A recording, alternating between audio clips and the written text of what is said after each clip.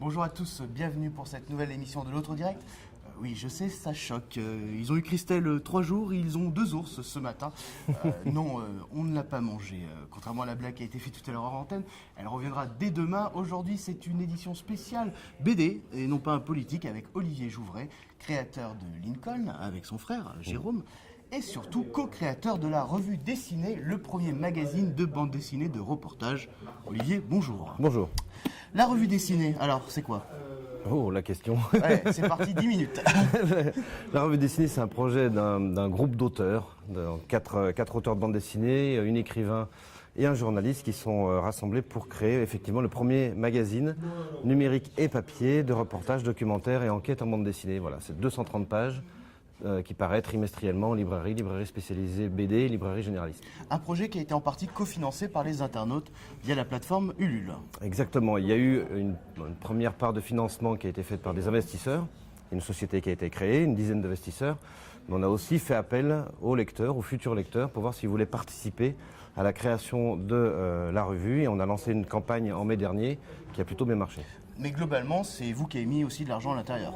Oui, bien sûr, on a tous participé à cette opération, mais nous sommes des auteurs de bande dessinée. Les auteurs de bande dessinée, par définition, c'est pauvre. Ça fait partie d'une frange de la population qui gagne très mal sa vie, et donc on a fait appel en premier lieu à des investisseurs, éditeurs, particuliers, des passionnés de bande dessinée qui ont mis la main au pot. C'est vrai qu'on vous demande souvent si vous avez un vrai métier à côté de votre métier d'auteur de BD. Exactement. Pour le coup, vous avez décidé aussi de payer les gens convenablement. Oui, parce qu'en fait, on est quand même plusieurs dans le groupe avec des anciens du syndicat des auteurs de bande dessinée, que la volonté de créer ce magazine ne vient pas seulement d'une volonté mercantile seulement, c'est aussi une volonté de faire changer les choses, parce que dans le milieu de la bande dessinée aujourd'hui, hors édition traditionnelle, il n'y a pas beaucoup de voix pour faire son travail, parce que le magazine de bande dessinée est un peu moribond depuis plusieurs années. Donc on s'est dit qu'il était temps de relancer de la presse BD, non pas pour parler de bande dessinée, mais pour utiliser le langage BD pour parler du monde, et tant qu'à faire, utiliser cette voie pour payer correctement les auteurs. Oui. Alors, la revue dessinée, c'est une revue, un MOOC, moitié magazine et moitié livre, mais c'est aussi une application sur iPad lorsqu'elle marche. En ce moment, vous avez des petits bugs. L'application qui est vendue par contre, alors la revue c'est 15 €, l'application c'est 3,59 €. Alors je précise, l'application est gratuite. Et à l'intérieur de l'application, on peut acheter la revue et les futurs numéros de la revue pour 3,59 €. Alors, je suis consciencieux et incorruptible. Je suis allé acheter ma revue 15 €. J'achète l'application gratuitement, je la télécharge gratuitement. Et là, je vois 3,59 €. Vous n'êtes pas un peu en train de vous foutre de ma tête ou pas? C'est quoi cette différence de prix? Dans quel sens? Pas assez cher? Est-ce que vous dépréciez... C'est pas assez cher? Non, mais est-ce que vous dépréciez le prix vraiment? Est-ce que Le prix ne déprécie jamais la valeur du bien. Mais Apple vous prend 30% dans cette histoire. Tout à fait. Voilà, il vous reste plus rien à la fin. Je vais vous expliquer.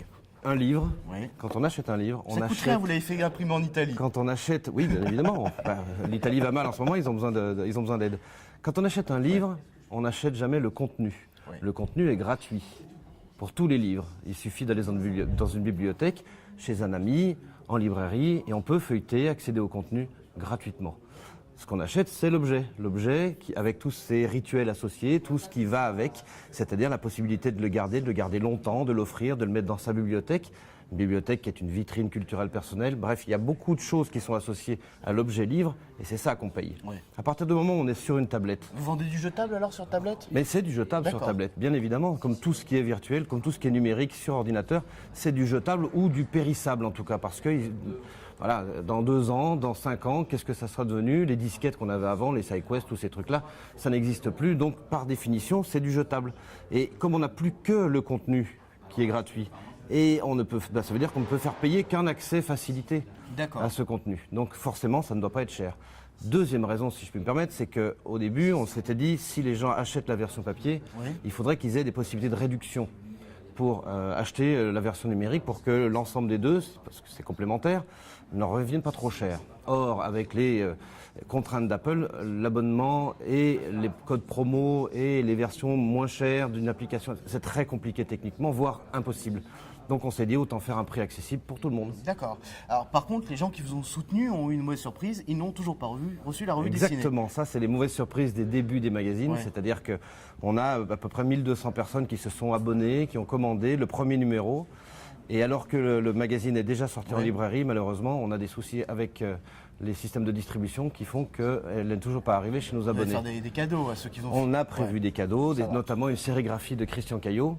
Ouais. Christian Caillot, qui est un des auteurs qui a participé à ce magazine et qui nous a fait une merveilleuse sérigraphie qui a été tirée ici à Lyon avec des techniques traditionnelles de sérigraphie qui sera envoyée à tous les premiers abonnés. D'accord. Alors, pour revenir sur la revue dessinée, on est vraiment sur un concept hybride. La BD, souvent, quand on parle de BD en famille, hein, parce que quand on parle de BD en journaliste ou avec des gens qui connaissent la BD, c'est le genre de remarque qui arrive très rarement. Mais en famille, on nous dit la BD, c'est pour les enfants, c'est pas un média sérieux. Donc, la BD avec du reportage derrière, non merci, même si Guy Delisle a été récompensé en Angoulême.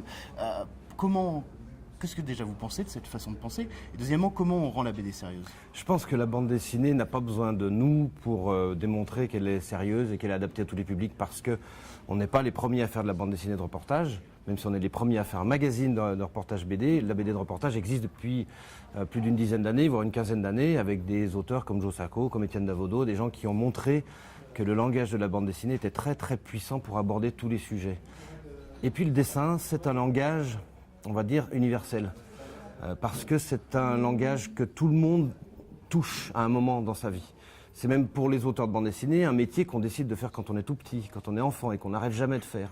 Donc le rapport au dessin, vu qu'on apprend à gribouiller sur des feuilles avant même d'apprendre à parler ou à écrire, quelque part, ça interpelle tout le monde. Alors oui, c'est lié à l'enfance, effectivement, parce que c'est le premier contact avec un langage, c'est le langage du dessin, donc c'est encore lié à l'enfance. Et c'est bien, mais c'est aussi quelque chose qu'il faut garder en tête, c'est que c'est d'abord un langage, et qu'un langage, ça s'adresse à tout le monde. Et c'est pour ça qu'on a décidé de l'utiliser pour parler du monde, pour parler d'infos, de documentaires, d'enquêtes, reportages, etc.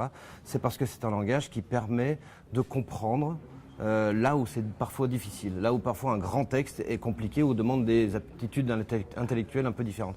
Donc voilà, c'est un peu le pari qu'on fait. C'est pour ça qu'on passe de thématiques très différentes, plus ou moins accessibles. On passe d'une page sur l'histoire de l'informatique et ensuite une enquête sur le gaz de schiste, l'excellente Marion Montaigne qui fait un papier, article, BD. Il va falloir trouver des mots pour toute cette nouvelle forme de médias sur la ménagerie à Paris. Vous avez voulu un petit peu faire un produit accessible Disons qu'on travaille sur le format revue. Ouais. C'est un magazine, c'est-à-dire que ça ne se lit pas comme une bande dessinée où on commence au début, on termine à la fin. Là, posé dans son lit en une soirée, non, ça ne fonctionne pas comme ça. Ça fonctionne comme un magazine, c'est-à-dire qu'on peut feuilleter, on peut choisir le reportage qui nous intéresse, parce qu'il y a des reportages d'une vingtaine de pages, un reportage d'une cinquantaine de pages, et puis plusieurs chroniques de 5 à 10 pages qui viennent rythmer un petit peu tout ça. Donc on lit ce qu'on a envie, comme on a envie, on peut la déposer, la reprendre plus tard. Donc comme dans un magazine, comme dans une revue, on choisit un petit peu dans quel ordre et comment on la parcourt. Après, il est vrai que ce sont les débuts pour nous. On n'a pas encore les moyens techniques et financiers de dire à des reporters, à des auteurs de bande dessinée, on a trouvé un sujet qui nous intéresse vraiment, on vous paye les déplacements, les frais, etc. et aller à l'autre bout du monde pour aller nous faire un reportage sur ce sujet. Donc ce sont les auteurs qui nous ont apporté des sujets. Et parmi tous les sujets qui nous ont été proposés, on a choisi ceux qui nous paraissaient les plus intéressants, les plus pertinents, ceux qui maîtrisent le mieux le langage de la bande dessinée, le langage de la mise en scène pour que le message qui doit être transmis soit correctement transmis. Donc on fait avec, on va dire, mais au résultat, on est très satisfait parce qu'effectivement, comme on essaye de s'adresser à tout le monde, on se rend compte qu'effectivement, tout le monde y trouve un petit peu son compte là-dedans. Donc la revue dessinée, c'est chez vos libraires, sur Internet. Vous pouvez vous abonner aussi. C'est bon, si on s'abonne 2 ans, vous n'allez pas partir avec la caisse? Si, mais ça sera une surprise. Oui, Non. c'est l'habitude. Merci en tout cas Olivier. Trimestriel, le prochain sortira avant Noël. Le 9 décembre. Exactement. Ça Voilà. va être bien. Donc il suffit d'aller sur le site internet, il y a Et toutes les informations. abonnés l'auront le 1er janvier. Non, pas le 1er décembre, on espère. Merci en tout cas. Merci. À tous. À bientôt sur lioncapital.fr. Au revoir.